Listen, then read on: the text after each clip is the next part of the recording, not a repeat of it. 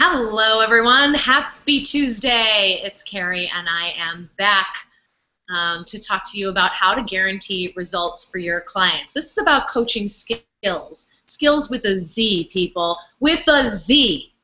That's what I'm talking about.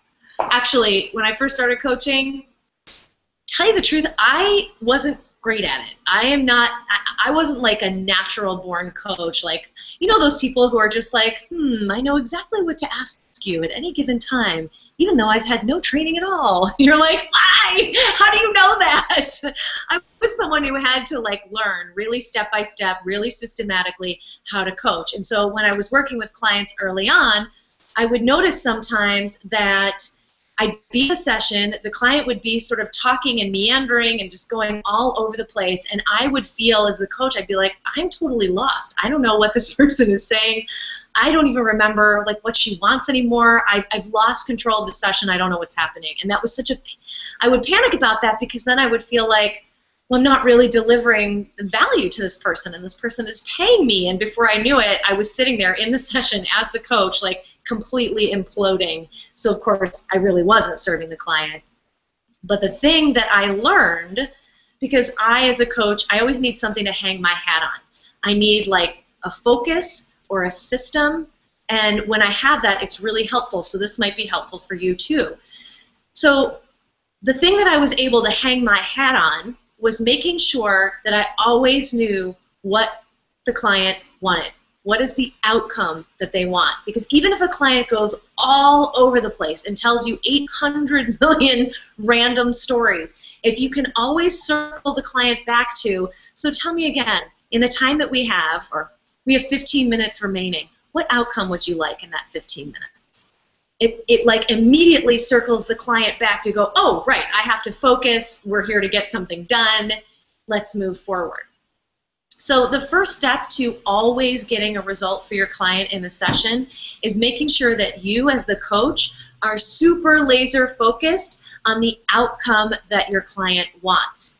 Always making sure that you're able to articulate it, that the client's able to articulate it, and if you're feeling lost in a session, to come back to it and say, again, like, in the 2 minutes we have remaining, what's the outcome you'd like to have? Or, at the beginning of a session, you could say, if I could wave a magic wand and create any outcome for you in the next 30 minutes, what would it be? Or the next 45 minutes, or the next 60 minutes, or however long your session is. Now, here's the thing that you do need to know about outcomes. There are specific criteria that you want for your outcome. We call it a well-formed outcome, although I really hate that title because, of course, it makes me think of well-formed stools. Like, of course, because I'm, a health coach, and all you nutrition people are the same thing. Like, whenever you hear a reference to stool samples or stools, like, that's exactly where your mind goes. Anyway, for those of you who aren't in health and wellness, you can laugh and think that we're crazy because you're probably right. That's okay. So here are 5 components of a well-formed outcome. So the first component is that it's stated in the positive. So it says what you want, not what you don't want. Now, often clients will say to you, well, I don't want to eat sugar anymore, or, well, I don't want to keep dating asshole guys, or, well, I don't want to keep attracting clients who don't want to do the work. Excellent. So what you're saying is you don't want to keep attracting clients who won't do the work. What would you like instead? Or what do you want instead? Or what outcome would you like to have instead? So that you're redirecting the client to focus their outcome in the positive instead of the negative. Now, the second criteria for a well-formed outcome is that it's initiated and maintained by the self. Because another thing you'll hear is clients will say to you, well, what I want is for my husband to stop being a jerk, or what I want is for my kid to behave when we're out out for dinner. Or what I want is for someone else to do X so I can feel better, which, as you know, being a learned person of transformation, is not going to work. Because if your client is relying on somebody else to do something, then they're screwed. So you want to make sure that whatever it is their outcome is that can be initiated and maintained by themselves. The third criteria for a well-formed outcome is that it is achievable within the time frame given. You want to make sure that the client can actually do what they want to do in the time frame that they've got. The fourth criteria is that it has a specific sensory-based description. So you know how it feels, you know how it looks, you want the client to be able to describe to you. So when you're dating a guy who is available, what might that look like to you? What might that feel like to you? What might he to you? So you have them describing the experience of being with an available guy based on their senses. So for a couple of reasons. One, she's already imagining herself having the outcome, so the transformation is starting already. And two, the client has to know her criteria for when she can recognize when she has the result that she wants. Because sometimes we're working with people on intangible sort of stuff, so the better they can describe their sensory experience when they actually have what they want, that's how they're going to be able to measure, like, oh, I am having that now. Oh, I am sitting on a date with a guy and he is saying X to me, and that's exactly what I said I wanted a guy to say to me. It's happening, right?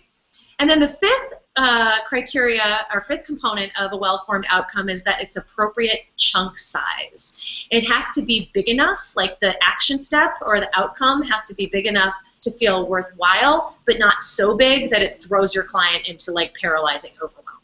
So let me review this again.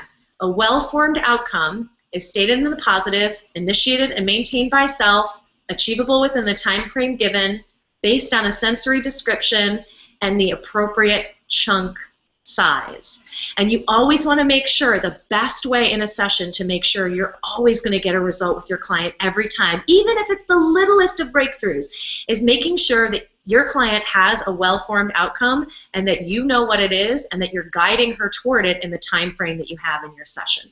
I hope this is helpful for you, and if you're interested in more coaching tips, then I have something very exciting to share with you, and that is a free online event that Stacy and I are hosting. It's called the World Class Coach Summit. And we actually we chose 21 top coaches in all niches: business, money, love, dating, health, wellness, and we're interviewing them on what are their top secrets for how they create lasting transformation with their clients and how they get paid top dollar to do it. And this is a totally free online event. You're going to notice when you go to the webpage, which is worldclasscoachsummit.com. Again, that's worldclasscoachsummit.com. And Summit is spelled S-U-M-M-I-T. You're going to notice and recognize a lot of the people on that page that we're interviewing. In fact, it's one of the most fun things I've done. I learned a ton from everybody that we interviewed.